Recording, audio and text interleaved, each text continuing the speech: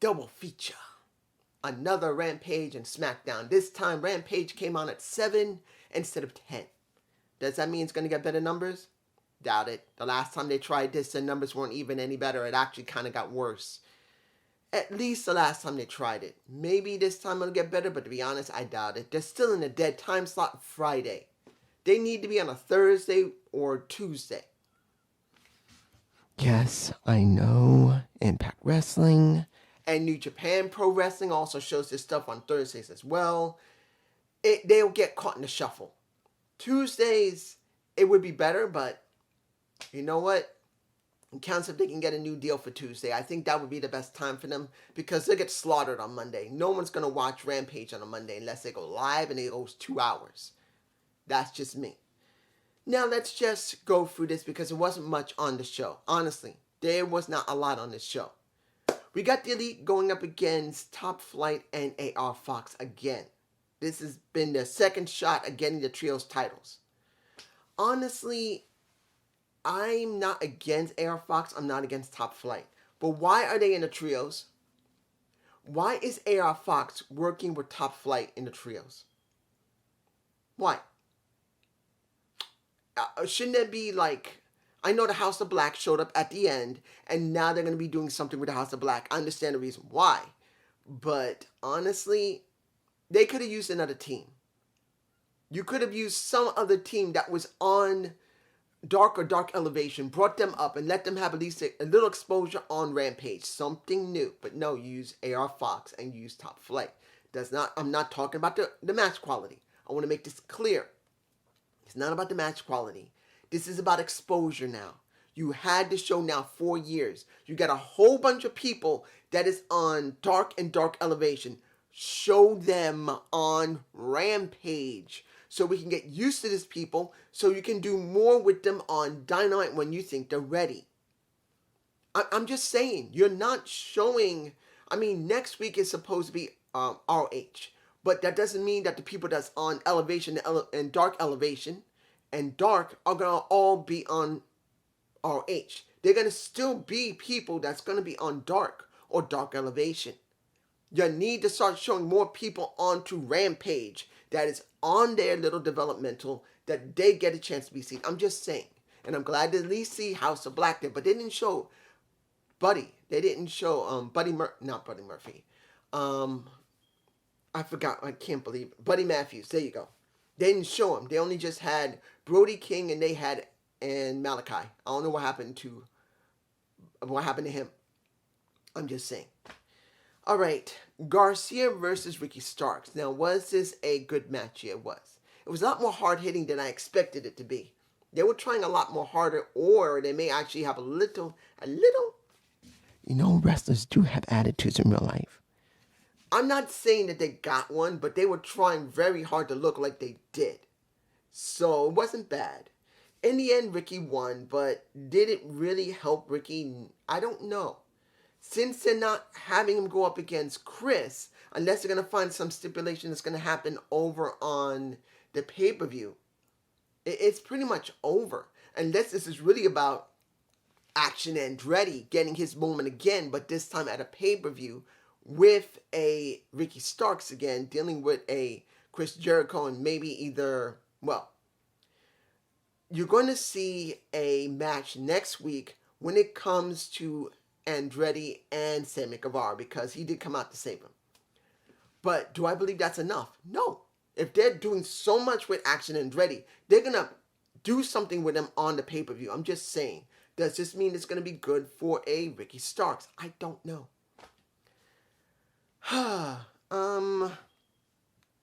What else do we have here?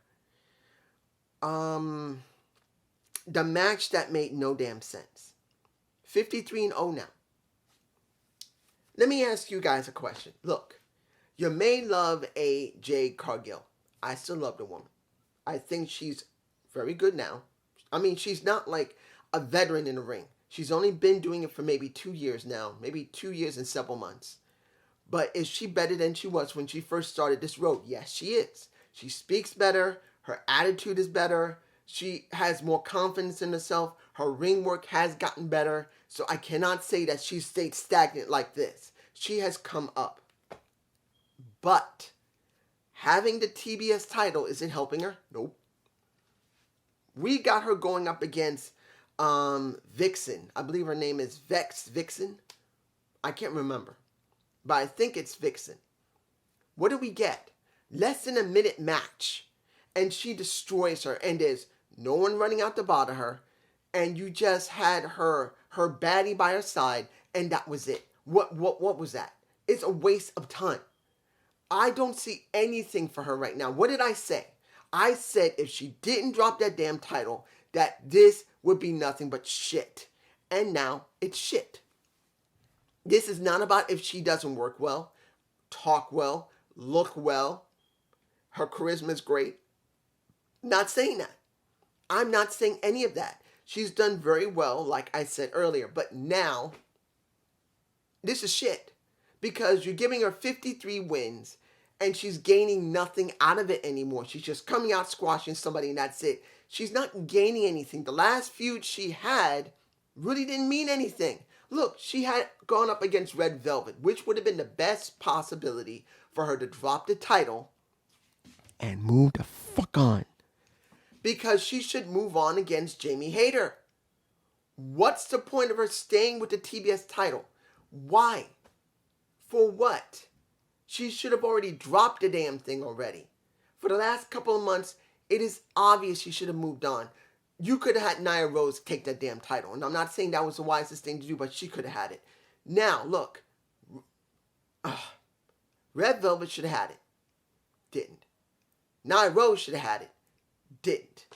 What now? Who is left for her to go through in the roster? How many more women that's on Dark and Dark Elevation you have to feed her? For what? Does this make the title better? No. Does it make her look better? No. Does that make her feel better? No. This is shit. And I'm going to keep saying it if I don't forget. Let's move on. Alright. Let's go to the last match. Dustin Rhodes versus Swerve Strickland. Now, one of his mogul affiliates was taken out. Don't know what happened to him. But this was about trying to make sure that Dustin was respected. And Dustin was also be destroyed. The match was fine. Dustin bled. But in the end, what was this really about? Keith Lee coming back. Keith Lee has now returned. And now he has whitish hair. It looks like he's been inspired by Dustin Rhodes to have a little bit of white hair on his head. Even though he's gone almost totally bald, he has a little fringe of white on his head. So, do I believe this is going to be good? Hope so. Will this help both of them? I don't know. But the question is going to be, will they push it properly? Because they're going to do more probably on Dark or Dark Elevation than they will on the main roster. And that's the problem. It should be even more on Rampage and more on Dynamite. If these two are so important, I'm just saying. Now, did I like Evil Uno talking? Yes, I did. Is he going up against Moxley next week? Yes, he is. Wheeler Yuta will also be going up against Orange Cassidy because he's sick and tired of seeing Orange treat the damn title like he doesn't care. And he didn't get treated well when he was in Best Friends. And what did Orange say? He said, look, I treated you like a friend. I didn't treat you like I was teaching you anything. I treat you like you were my friend. But now we're not friends. Come at me, bro. Fine. Let's see here. The Guns, I'm going to leave that alone. I don't think it's much to talk about yet because we need to see what they're going to do more with them now as champs because they got to talk more. They got to be presented more. That's going to be the question, can they do it? Let's move on to Smackdown. First match, which I really didn't believe was necessary. Natalya and... Look, guys, where are we going with Ronda Rousey and Shayna Baszler? I don't know. We got supposedly two of the baddest bitches on the entire roster, and they're doing nothing. Unless they're going to go and deal with Damage Control and take the damn titles, which will make the best sense. We haven't done that yet. Maybe they're waiting until after WrestleMania to get them to have the titles, or they're going to split them up and put one on Raw, one on SmackDown again. But to be honest, at this point, I said this months ago, have Shayna Baszler go up against Ronda Rousey and then break them apart. You need to do something with these women because seeing them teamed like this, they've already taken care of the roster twice now. Twice. They've already gone through the roster twice. The only person they haven't really basically nailed is Asuka. And the only reason she hasn't been touched yet is because they're waiting until Elimination Chamber. And I got my thoughts on that match with her and Liv Morgan. But seeing them go up against Shotzi Blackheart and Natalya, I didn't care. And I wasn't surprised that Chelsea had the job because they weren't going to let Natalya job at home, particularly that she's going to be in Elimination Chamber. Not unless it's going to be a Vince McMahon booking and they will make her look job. And she had been jobbing for months and then all of a sudden she wins. But this is how Triple H works. Now, next, Sheamus and Drew versus the Viking Raiders. You know what needs to be done now? Because they've gone through them already, and now they've beaten them. What's supposed to be done now? Move away. Move away from the Viking Raiders. Because at this point, they've beaten them, but what do we gain now? Particularly, this wasn't done at the pay-per-view. You could have done this at the pay-per-view if you thought this feud was so important, WWE. Between the Viking Raiders and Drew and Sheamus, you should have culminated at the pay-per-view. And that's not what happened here. We got this here, but does that mean it's over? No, but it should be. So I don't know what the deal is. I'm just saying they need more. They need a stipulation that's supposed to end this. And you guys tell me something. I gotta ask you this. You currently have how many women from Scotland and how many women from Ireland? You got 2 women from Scotland. You got Pepper Nibbits. And you got Nikki Cross. And you currently have a Becky Lynch. And I know there's probably someone else I'm forgetting. I don't know who else I'm forgetting. That is also from either Ireland or Scotland. I don't remember. But you know what? Why isn't one of them working with the Brawling Brutes or with Sheamus and Drew McIntyre? Because as it stands, that you need to do something with Valhalla. She's doing nothing. Wouldn't it be good to have a Celtic warrior dealing with her, like a Becky Lynch, or I know I'm stretching, but we got to do something here. Look, Pepper Nivens could deal with a Valhalla, or a Nikki Cross could deal with Valhalla.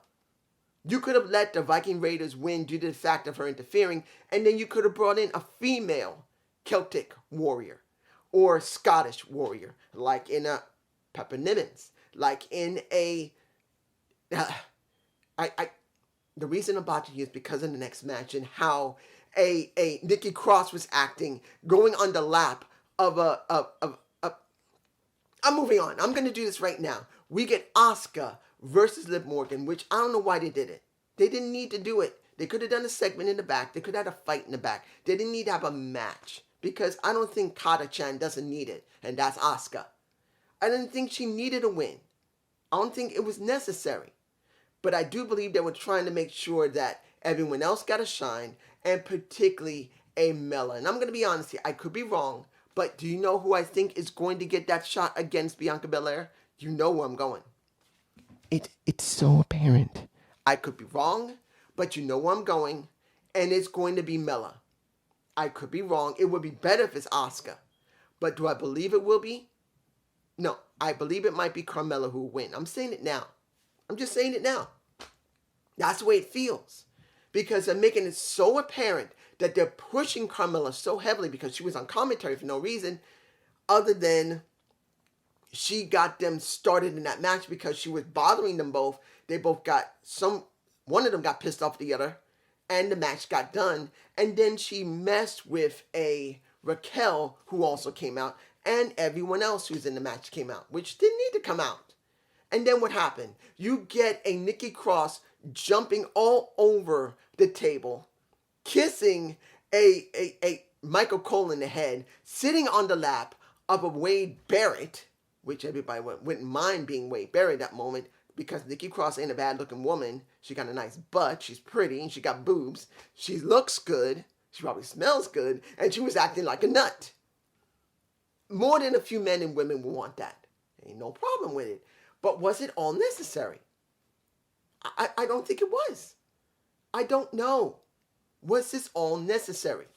That's, I think, might be the title of this video, because the way that most of the show went for SmackDown didn't feel like it was necessary. It's like they were trying really hard to make things at least mildly interesting because of the All-Star game that's happening right now. I believe it's still going on right now in the All-Star game. And I'm just like, well, is this what you get? Now, the best match was Gunther versus Madcap Moss. Now, I know that's saying a lot, because you could have easily said that it could have been Liv Morgan and Asuka. I could have easily said that, but I think this for the men is the best one. All around best match was Liv and Asuka, but for the men, it was this one, because at least you got to see a lot more of Madcap Moss than you expected. Now, we did see Emma coming out with him looking gorgeous. He actually put out a very good effort. Does that mean he's a great wrestler? No. But it doesn't mean he did a bad job either. So I will tell you, this was a good match for the night. For a good singles match, it was. I enjoyed it. Not a great amount, but it was. I enjoyed to see the fact that Madcap Moss has been working on him, because I've seen him before. He wasn't that good before. Now, I can see at least he's done some improvement. He didn't win. Of course, he wouldn't win. Now, most people would say, why did they have this match here and not have it at the pay-per-view? Because they knew this was going to happen. Because they knew Madcap Moss was not going to win, because he's not slated to win. But it's not like they have anyone for Gunther right now. Not right now. I'm just saying. Now, should I talk about Hit Row getting the asses handed to them? Might as well. Hit Row, trying to rap, trying to do a heel rap, gets the ass destroyed by Uncle Howdy and by Bray Wyatt. Destroyed. Done. Finished. They were destroyed. And he told Bobby Lashley, and this is Bray, he told Bobby and he told Brock, whoever wins that match, you better run. Now, what does that mean for the future? I don't know. Because it's only going to be a matter of time where both these two have been going at each other, that because Uncle Howdy's now with Bray, they may actually put them together to work together to deal with Howdy and Bray. Does that mean it's going to be a good thing? I don't know. I don't know if this feels like that's where they're going. That you're going to have Bobby Lashley working with a Brock Lesnar in the tag division. At least for whatever amount of time you're going to have Brock Lesnar working for WWE, because you know his contract doesn't say he's got to be there constantly. I'm just saying. It's not a bad thing, but I don't know if it's going to work or not. Let's see. What's left to talk about? I know I could talk about, I know once Ray and Sansko Escobar traded masks to show respect to each other, I could say something. I'm going to leave it because we need to know what the situation is going to be when it comes to Dominic. So I'm going to leave it. I want to see what Dominic is going to do on Raw, because they're going to say something. They got to say something. Final thing I'm going to talk about will be the loudness. How loud it was. He was cheered to the roof. I believe that might be a better title than was this necessary. Maybe that might be better. The only thing that mattered was Sami Zayn. Now, if I'm forgetting something, I know I'm probably forgetting something. I'm sorry, but Sami came out. You know how long it took before they did anything? I think 4 minutes. It could be between 3.5 to 4 minutes before he even spoke. But here's the thing. For me, there was audio glitches throughout, on and off through the night. So if you saw it in its entirety without the audio glitching out, it was like they turned the sound off. There was something going on because we couldn't hear everything that was being spoken on and off throughout the night. And here, right when he was about to speak, there was no audio. We saw him talking, but I didn't hear him. But he did say that when it comes down to it, he said, Roman, you're not facing just me. You're facing Montreal, and my entire damn country along with my family. You're going down. But I gotta say this. Was the cheering loud? It was deafening. I know this is just from my speakers. Of course, it's not gonna be super loud. But hearing the way it was going and how long it went, it's not something that hasn't happened. But let's make this clear, guys. We were thinking what's going to happen with Roman versus Sammy or Roman versus a Cody Rhodes. It is obvious that Sammy is so heavily over, particularly in his own hometown. They only got two choices. Either throw the damn title on him or not. Because as you already know, I already did my own thoughts on what would happen if Roman lost the title and now he has to fight to keep the head of the table moniker against a Jey Uso. We're going to find out this tomorrow night if Jey Uso is really going to go up against a Sami Zayn and wipe him out or help him. Or it could be, it's probably going to be Kevin Owens is going to actually help him, and it's going to be Jey that's going to screw him over. That's what would be what most people would consider. Jey is going to screw him over. Sammy is going to be saved by a Kevin Owens, and then they will be moving on to WrestleMania where they're going to face the Usos. But if they go the opposite way, like I put on my Gump report saying who is the real head of the table, and you're going to have Sami Zayn win the damn title. He'll go up against Cody Rhodes. Cody turns heel because I think the best option would be for him to turn heel because it's becoming very difficult to try and keep the moniker of the American Nightmare without turning into a heel. And Jey will be the one who will be challenging for the head of the table at WrestleMania, which would be one of the most strongest stories we have next to Cody, next to Sammy, and next to Roman. Unless they're going to do a triple threat at WrestleMania. They could also do that. They can do a triple threat between Roman, between Cody, and between Sammy. They may actually do it. I think they might do it. If it's not going to be going off in the direction, I think that would be the best if I booked it. And they don't want to go down that road and lose what they're gaining from Sammy. There'll be some shenanigans, and Sammy will be interjected into the match between Roman and a Cody Rhodes. That would be the only best case scenario next to that. But that's just me. And I hope you enjoy this double feature. Please give me a comment below. And I can tell you with this, there wasn't really a lot on the show, but it was what it was for the All-Stars. Peace.